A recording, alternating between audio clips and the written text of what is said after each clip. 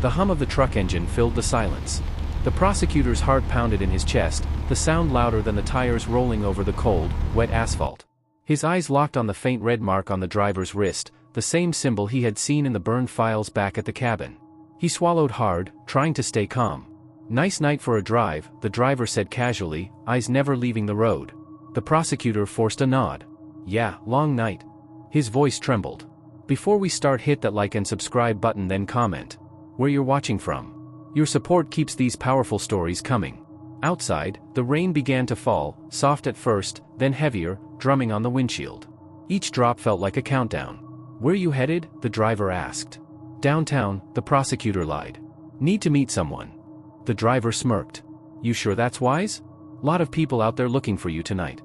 That sentence froze him. "How do you know that?" The driver chuckled, his eyes flicking to the mirror.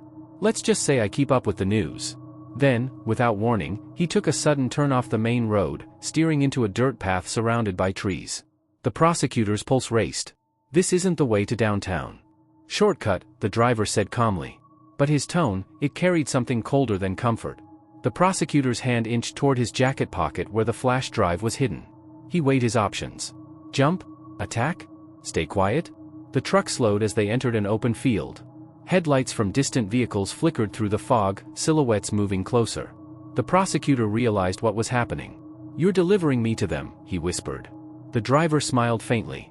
"You're smart. That's why they want you alive." But before he could react, the driver's phone buzzed.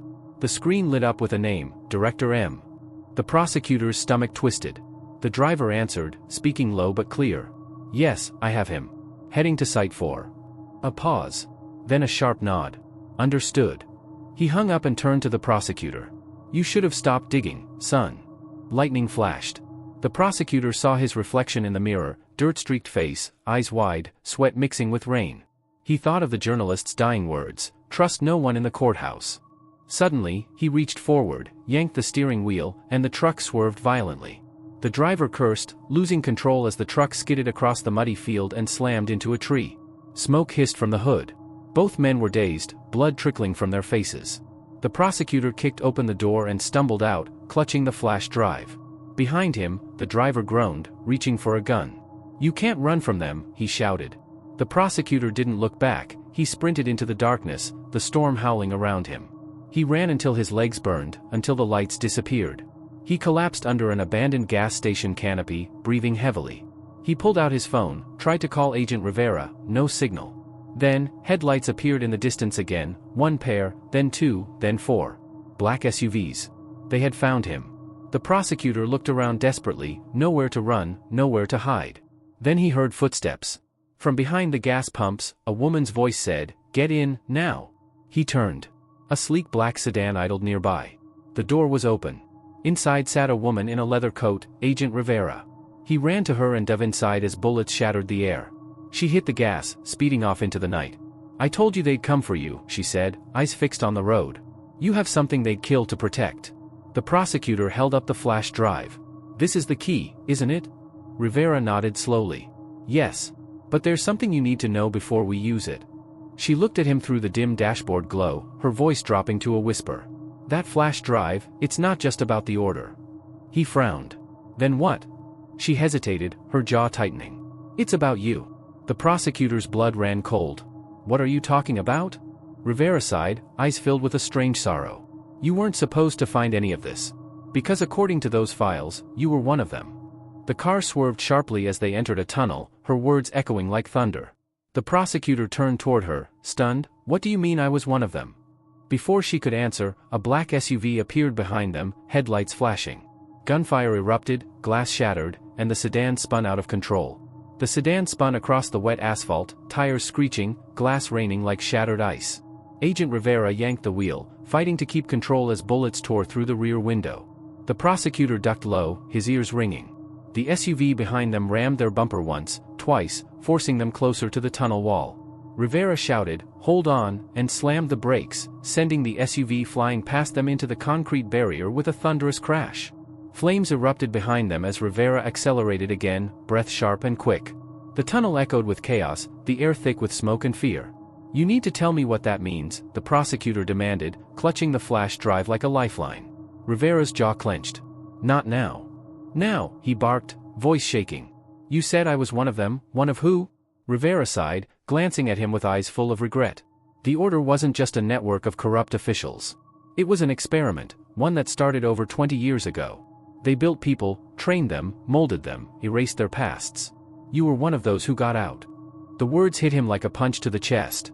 That's impossible, he said, but memories began flashing, voices, sterile white rooms, flashes of light, a woman's face saying, "You're not ready yet." His throat tightened. I don't remember any of that. Rivera whispered, that's the point. They sped through the tunnel exit into the storm. Lightning split the sky as they swerved onto an old backroad. The prosecutor stared out the window, trembling. You're saying my life, my memories, they're not real? Rivera hesitated, then said quietly, I'm saying they were given to you. The car fell silent. Rain hammered the windshield. In the distance, sirens wailed. The order wants that drive because it contains the full list, she continued. Names of everyone involved. Judges, officers, even politicians. But there's one name missing. He turned to her slowly. Whose? Rivera looked pained. Yours. A chill ran down his spine. Mine? Yes. You're the prototype. The first successful candidate who rebelled.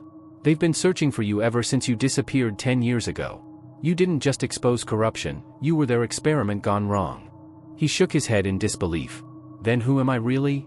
Rivera didn't answer. Instead, she pulled into an abandoned service station and parked under the broken lights. You'll find out soon enough, she said. But if we're going to survive, you need to see something first. She reached into her jacket and pulled out a small black device, something between a drive and a scanner. She pressed it against the back of his neck. Hold still. There was a faint hum, and suddenly his vision flickered, images flooding his mind. A dark lab. Rows of monitors. People in masks. His own reflection in a glass chamber. A voice saying, Subject 01, codename, Justice. He gasped and stumbled back, grabbing the side of the car. No, that can't be real. Rivera looked at him sadly.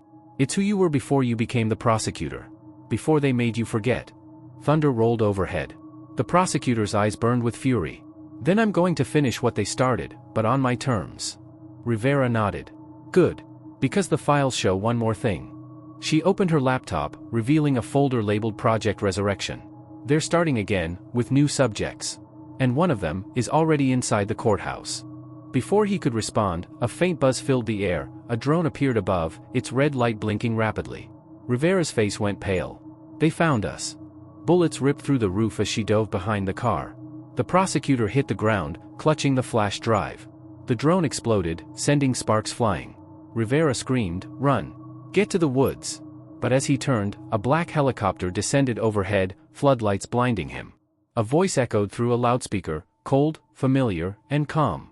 Subject 01. You've caused enough damage. It's time to come home.